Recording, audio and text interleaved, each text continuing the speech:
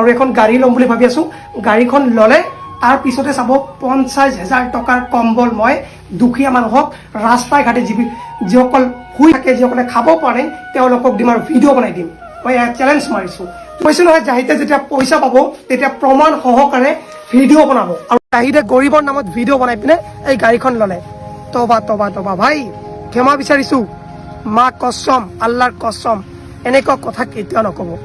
Studio' আৰু বন্ধুসকল এটা কথা লৈ আজি ভাবিছোঁ ভিডিঅ'টো বনাওঁ, যিহেতু জাহিদ আহমেদক আপোনালোকে চিনি পাইছে। স্ক্ৰীণত যিখনৰ আগতে ভিডিঅ'খন দেখাইছিলোঁ ক্লিপখন, সেইখনে হৈছে জাহিদ আহমেদ, অসমৰ ইউটিউবাৰ হয়। আৰু সেই ইউটিউবাৰজনে কি কৈছিলে, সেই প্ৰতিশ্ৰুতি আদি পূৰা কৰা নাই, ভিডিঅ'টো পোৱা নাই।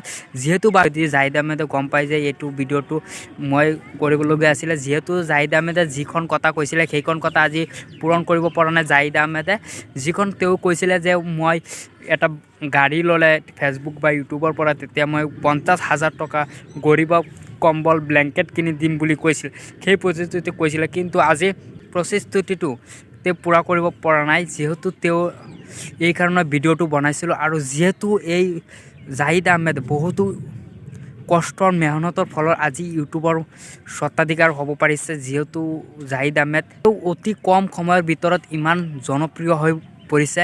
জাহিদ আহমেদে যিখন গাড়ী কিনিছে বহুত লাক্সাৰী গাড়ী বুলি ক'ব লাগিব।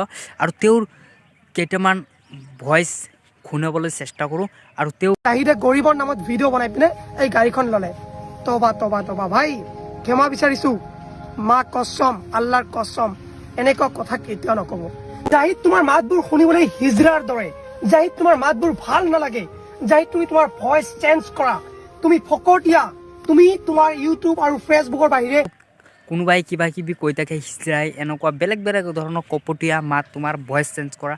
আৰু এনেকুৱা বহুতো সকলোৱে গালি পাৰে। তেওঁৰ আজি অলপ আপোনালোকৰ ভিডিঅ'টো তেওঁৰ দেখাম। আৰু বন্ধুসকল, তেওঁ জাহিদ আহমেদে যিখন ভিডিঅ' বনাবলৈ বুলি কৈছিলে গৰীবক দিব বোলে, সেইখিনি দিয়া নাই। মানে জাহিদ আহমেদৰ ভিডিঅ'বিলাক চাওঁ, কিন্তু বেয়া লাগিছে। কিন্তু এতিয়ালৈকে জাহিদ আহমেদৰ ভিডিঅ'টো আজি আহি পোৱা নাই। কম্বল ব্লেংকেট দিব 50,000 টকাৰ গৰীব দুখীয়া, ৰাস্তাৰ যিসকল দুখীয়া থাকে তেওঁলোকক দিব বুলি কৈছিলে, কিন্তু আজিলৈকে সেই ভিডিঅ'টো পোৱা নাই। আমি দুখিত। সেই ভিডিঅ'টো আমি অতি সোনকালে যে পাব পাৰি, এইকাৰণে জাহিদ আহমেদলৈ এই ভিডিঅ'টো সকলোৱে আজি শ্বেয়াৰ কৰি দিব যে জাহিদ আহমেদে ভিডিঅ'টো চাবলৈ পায়। আৰু বন্ধুসকল, আপোনালোকে পেজখনত প্ৰথমবাৰৰ কাৰণে আহিলে পেজখন ফ'ল' কৰিব। আৰু আপোনালোকে ইউটিউবত গ'লে আপোনালোকে IB ব্লগ আছাম ইউটিউব চেনেলখন ছাবস্ক্ৰাইব কৰিব। বন্ধুসকল, আপোনালোকে বেছি শ্বেয়াৰ কৰিব যে জাহিদ আহমেদে ভিডিঅ'খন দেখিবলৈ পায়। আৰু এয়া চাওক না, বহুত ধুনীয়া সৰিয়হ খেতি হয়, ভিউটো বহুত ভাল লাগে। তো আজিৰ ভিডিঅ' ইমানে। জয় আই অসম, বন্দে মাতৰম।